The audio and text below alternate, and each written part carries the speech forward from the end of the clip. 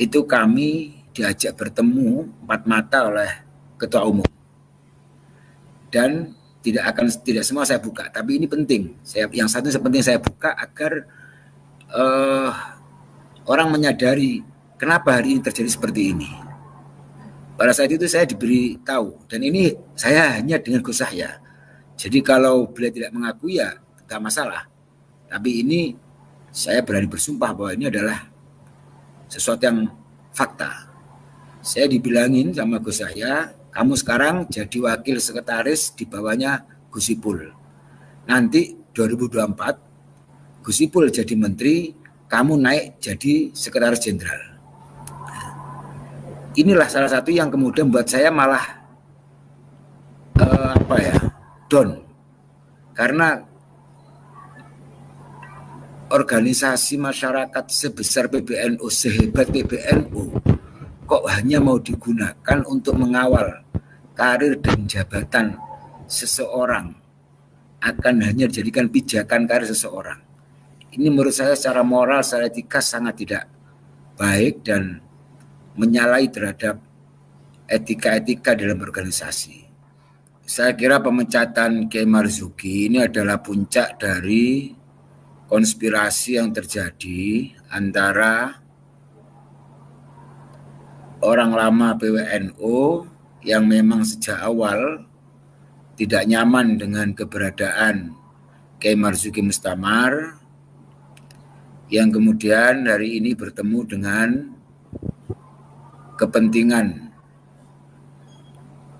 pribadi, kepentingan golongan oleh beberapa oknum di PBNU. Dan pemecatan ini atau pemberhentian ini merupakan puncak dari konspirasi itu.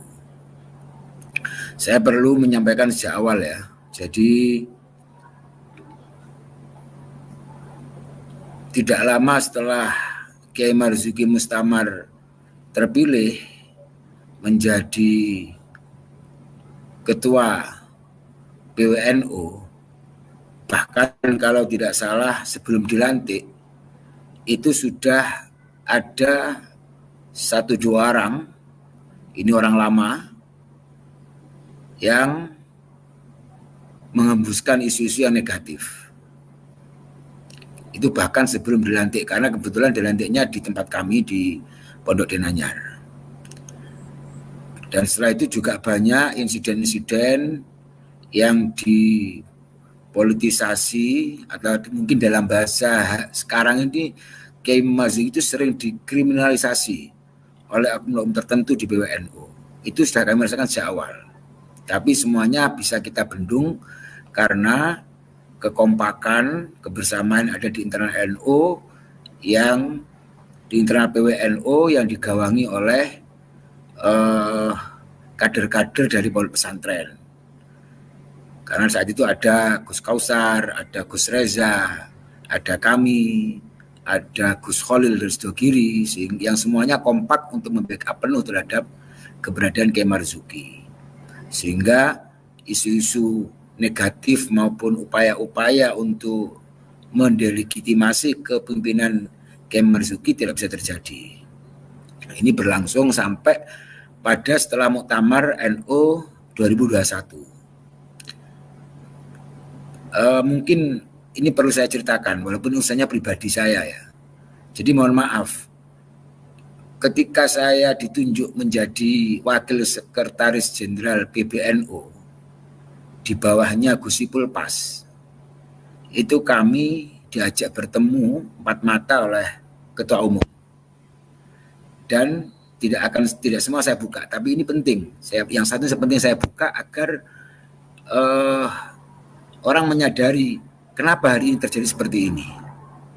Pada saat itu saya diberi tahu, dan ini saya hanya dengan Gus Yahya. Jadi kalau beliau tidak mengakui ya tidak masalah. Tapi ini saya berani bersumpah bahwa ini adalah sesuatu yang fakta. Saya dibilangin sama Gus Yahya, kamu sekarang jadi wakil sekretaris di bawahnya Gus Ipul.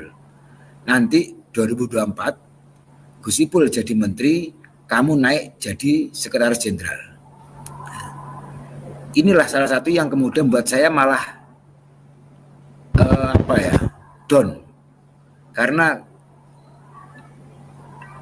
organisasi masyarakat sebesar PBNU, sehebat PBNU, kok hanya mau digunakan untuk mengawal karir dan jabatan seseorang, akan hanya dijadikan pijakan karir seseorang. Ini menurut saya secara moral, secara etika sangat tidak baik dan menyalahi terhadap etika-etika dalam organisasi.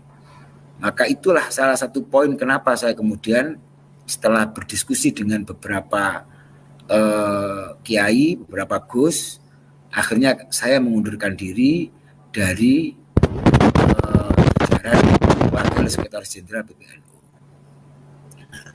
Maka saya nggak kaget kalau hari ini yang begitu getol dan yang menjadi eksekutor dari pemberhentian Kiai Marzuki Mustamar adalah oknum di PBNU. Ya, karena memang desain dari awal seperti itu.